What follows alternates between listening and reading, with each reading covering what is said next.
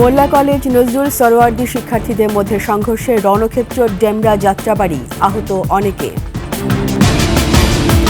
আগারগাঁওয়ে autorickshaw চালকদের সড়ক অবরোধ করে বিক্ষোভ, তীব্র যানজট। বকেয়া বেতনের দাবিতে গাজীপুরের চক্রবর্তীতে শ্রমিকদের মহাসড়ক অবরোধ।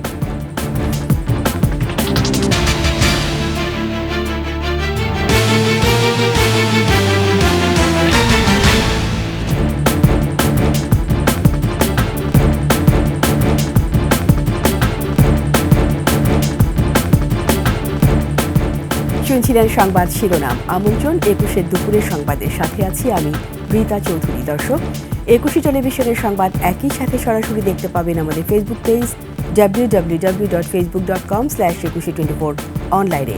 সাবস্ক্রাইব করতে পারেন www.youtube.com/@21etv চ্যানেলে। সরোয়ার্দী কলেজে হামলা, ভাঙচুর ও প্রশাসনিক কাগজপত্র লুটের প্রতিবাদে বিক্ষোভ করে কবি নজরুল ও সরোয়ার্দী কলেজের শিক্ষার্থীরা। পরে ৩ কলেজের সংঘর্ষে রণক্ষেত্রে পরিণত হয় ডেমরা ও যাত্রাবাড়ি এলাকা। সকাল থেকে কবি নজরুল কলেজের সামনে জড়ো হয় শিক্ষার্থীরা।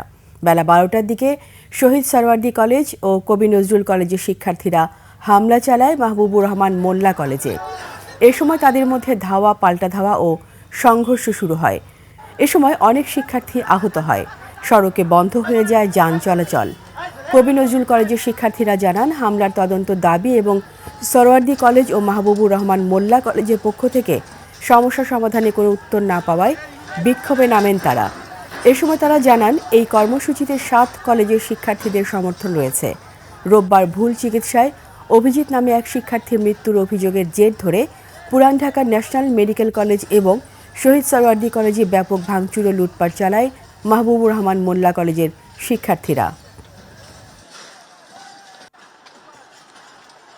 ছাত্রদের উপর কালকে সোহরাওয়ার্দী যে ক্যাম্পাসটা আছে, ক্যাম্পাসটা পুরো ভেঙে তছনছ করে ফেলছে, কিচ্ছু রাখে নাই। পোলাপানের সার্টিফিকেট বা আনুষঙ্গিক যে ইগুলো থাকে, চারিত্রিক সনদপত্র যা থাকে সবকিছু শেষ করছে। একটা ঘন্টা প্রশাসনকে ফোন দিছি, বলে আমাদের যথেষ্ট ফোর্স নাই। ডিসি বলে যে আমরা যাইতে পারবো না। সেনাবাহিনী 2 গাড়ি আইসা ওনারা পিছে চলে গেছে। আমরা কই যাব? ছাত্রদের সাথে বাদ বিতরণটা হইলে তো ক্যাম্পাসটার জন্য দায়ী না। ওরা গতকালকে যে ন্যাক্কাজনক কাজ করছে, আমরা এটা সুস্থ বিচার চাই।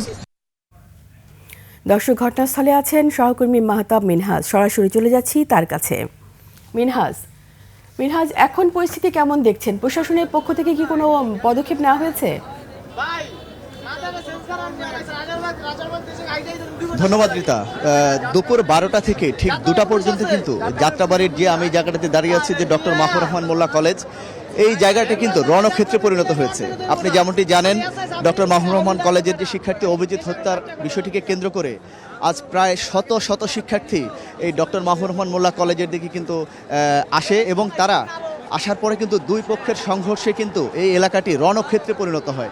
এবং 2 পক্ষের সংঘর্ষে যখন একটি পক্ষ সোহরাওয়ার্দী কলেজ এবং কবি নজরুল কলেজের শিক্ষার্থীরা যখন ডক্টর মাহবুবুর রহমান মোল্লা কলেজের ভিতরে প্রবেশ করে, এবং আপনারা নিশ্চয়ই ক্যামেরায় দেখতে পাচ্ছেন যে একেবারে মাহবুবুর রহমান মোল্লা কলেজের সামনের যে অংশটি, এটি কিন্তু একেবারে বিধ্বস্ত অবস্থা, একেবারে কিন্তু ভেঙে ছুঁড়ে কিন্তু চুরমার হয়ে গিয়েছে। তো এই অবস্থা যখন হয়, তখন কিন্তু কবি নজরুল কলেজের কিছু শিক্ষার্থী কলেজের ভিতরে আটকা পড়ে। এরপরে মাহবুবুর রহমান মোল্লা কলেজের শিক্ষার্থীরা তাদেরকে বেধড়ক পিটিয়ে একজন একজন করে, আমরা আমাদের ক্যামেরায় আমরা দেখিয়েছি যে একজন করে তাদেরকে বেধড়কভাবে পিটিয়ে কিন্তু কলেজ থেকে বের করেছে। ঠিক 12টা থেকে 2টা পর্যন্ত কিন্তু অনেক সংঘর্ষের ফলে আমরা অনেককেই কিন্তু আহত হতে দেখেছি, হতাহত হতে দেখেছি, এবং আমরা দেখেছি যে আমরা শুনেছি যে অনেকগুলো ককটেল বিস্ফোরণের শব্দ আমরা শুনতে পেয়েছি। কিন্তু এই সময়কালের মধ্যে কিন্তু আমরা কোনো আইনশৃঙ্খলা রক্ষাকারী বাহিনীর কাউকে কিন্তু দেখতে পাইনি। আপনারা নিশ্চয়ই হয়তো আমাদের ক্যামেরায় দেখতে পাচ্ছেন যে এই মুহূর্তে পুলিশের অনেক সদস্য কিন্তু এখানে উপস্থিত হয়েছেন। কিন্তু এখানকার যখন এই মুহূর্তে পরিস্থিতি স্বাভাবিক, এই মুহূর্তে যখন পুলিশ এসেছে, তখন কিন্তু এখানকার যারা আছে শিক্ষার্থী আন্দোলনরত, তারা কিন্তু পুলিশকে ভুয়া স্লোগানে কিন্তু তারা পুলিশকে উদ্দেশ্য করে কিন্তু এই ভুয়া স্লোগান দিচ্ছে। আপনারা নিশ্চয়ই শুনতে পাচ্ছেন। রীতা, আপনাকে একটু বলে রাখি যে আসলে 18 তারিখে যখন অভিজিৎ ভুল চিকিৎসার অভিযোগে যখন সেখানে ডক্টর মাহবুবুর রহমান মোল্লা কলেজের শিক্ষার্থীরা সেখানে যায়, সেখানে সোহরাওয়ার্দী কলেজের শিক্ষার্থী এবং এলাকাবাসী কিন্তু তাদেরকে ধাওয়া দেয়। তার পাল্টা উত্তর দিতে কিন্তু তারা যখন রোববারে সেই কলেজে আবার যায়, মাহবুবুর রহমান কলেজ কলেজের শিক্ষার্থীরা, তখন কিন্তু সেখানে একটি সংঘর্ষের অবস্থা হয়। তার প্রতিবাদে কিন্তু কাল বিকেলে আরেকটি সংঘর্ষ হলে সেখানে 4 জন আহত হয়। তারই কিন্তু জের ধরে শিক্ষার্থীরা এখানে এসে এই তাণ্ডবটি চালায়।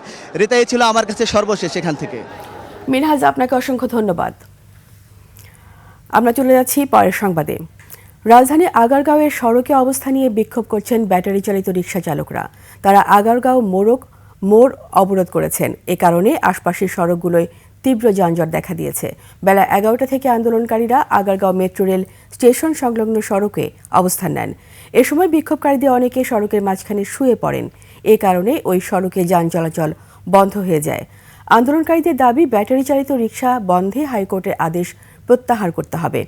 এর আগে গত মঙ্গলবার ঢাকা মহানগর এলাকায় সড়কে ব্যাটারি চালিত অটোরিকশার চলাচল 3 দিনের মধ্যে বন্ধ না বা বিধিনিষেধ আরোপ করতে নির্দেশ দিয়েছেন হাইকোর্ট। এরপর থেকে আন্দোলনে নামেন বিক্ষুব্ধ রিকশা চালকেরা।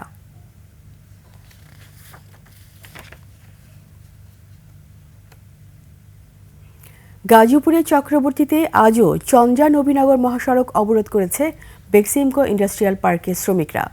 শিল্প পুলিশ জানায় সকাল 9টা থেকে চন্দ্রা নবীনগর মহাসড়কের চক্রবর্তীতে অবরোধ করে শ্রমিকরা।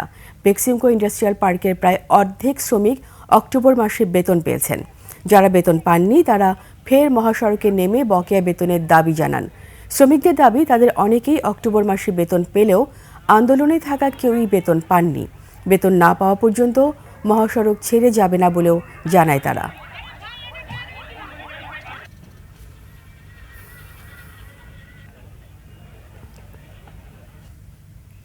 আন্তর্জাতিক অপরাধ ট্রাইব্যুনাল সংশোধিত আইনে দেশের বাইরে অপরাধ করলেও আসামির বিচার করা যাবে বলে জানিয়েছেন প্রসিকিউটর গাজী এইচ তামিম। আন্তর্জাতিক অপরাধ ট্রাইব্যুনালের সংবাদ সম্মেলনে তথ্য জানান তিনি। বলেন, সংশোধিত আইনে আইনশৃঙ্খলা বাহিনীর ক্ষেত্রে পুলিশ, র্যাব ও আনসার বাহিনীকে বিচারের আওতায় আনা যাবে। যদি বিচারের সময় দেখা যায় আসামির অপরাধ এই আইনের আওতায় পড়ছে না, তবে ট্রাইব্যুনাল আদেশ দিয়ে রেগুলার আদালতে পাঠাতে পারবে। অপর এক প্রশ্নের জবাবে প্রসিকিউটর জানান, সংগঠনের বিচারের সংশোধিত আইনে কিছু উল্লেখ নেই। গতকাল আন্তর্জাতিক অপরাধ ট্রাইব্যুনাল আইন সংশোধন করে অধ্যাদেশ জারি করেন রাষ্ট্রপতি মোহাম্মদ শাহাবুদ্দিন। রোববার এ অধ্যাদেশের গেজেট বিজ্ঞপ্তি প্রকাশ করা হয়। উত্তরা পূর্ব থানায় গার্মেন্টস কর্মী ফজলুল করিম হত্যা মামলায় সাবেক আইজিপি চৌধুরী আবদুল্লাহ আল মামুনের 3 দিনের রিমান্ড মঞ্জুর। এছাড়া বিভিন্ন মামলায় সাবেক মন্ত্রী আমির হোসেন আমুর, সাবেক সেনা কর্মকর্তা জিয়াউল আহসান ও সাবেক সচিব জাহাঙ্গীর আলমকে গ্রেপ্তার দেখানো হয়েছে। সকালে আসামিদের চিফ মেট্রোপলিটন ম্যাজিস্ট্রেট আদালতে শুনানি হয়। এ সময় সাবেক আইজিপিকে উত্তরা পূর্ব থানার মামলায় রিমান্ড আবেদন করেন রাষ্ট্রপক্ষের আইনজীবী। তিনি বিচারককে বলেন, ছাত্র জনতার ওপর নির্বিচারে গুলি চালিয়েছে পুলিশ। মামুনকে রিমান্ডে নিলে আরও তথ্য বেরিয়ে আসবে। এদিকে সাবেক সেনা কর্মকর্তা জিয়াউল আহসান আদালতে অশোভন আচরণ করেন বলে রাষ্ট্রপক্ষের আইনজীবীরা জানান। তারা অভিযোগ করেন, জিয়াউল শুনানির সময় বাজে মন্তব্য করেন, তার মধ্যে কোনো অনুশোচনা নেই। এদিকে আসামি পক্ষের আইনজীবী বলেন, রাজনৈতিক উদ্দেশ্যে আসামিদের হয়রানি করা হচ্ছে। নিচ্ছি সংবাদ বিরতি। যখন ফিরব তখন অন্যান্য খবরের সঙ্গে আরও থাকবে। জাহাঙ্গীরনগর বিশ্ববিদ্যালয়ের শিক্ষার্থী নিহতের ঘটনায় অভিযুক্ত অটোরিকশা চালক আটক।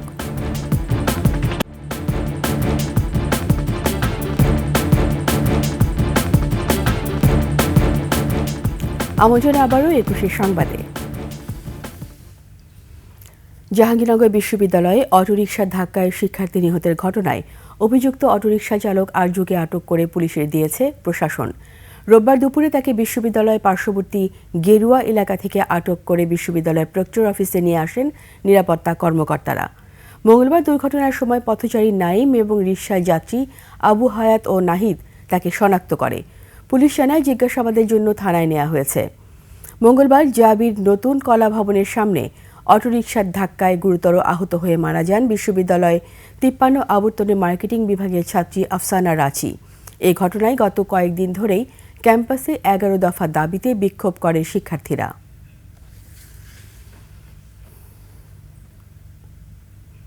কক্সবাজারের টেকনাফে আওয়ামী লীগ নেতার দখলে থাকা 200 বছরের পুরনো বৌদ্ধ বিহার ও জমি এখনও উদ্ধার হয়নি।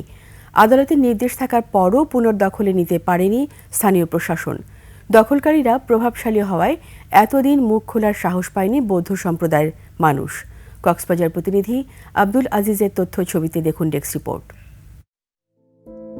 প্রায় 200 বছরের পুরনো কক্সবাজারের টেকনাফের দক্ষিণ বড় বৌদ্ধ বিহার।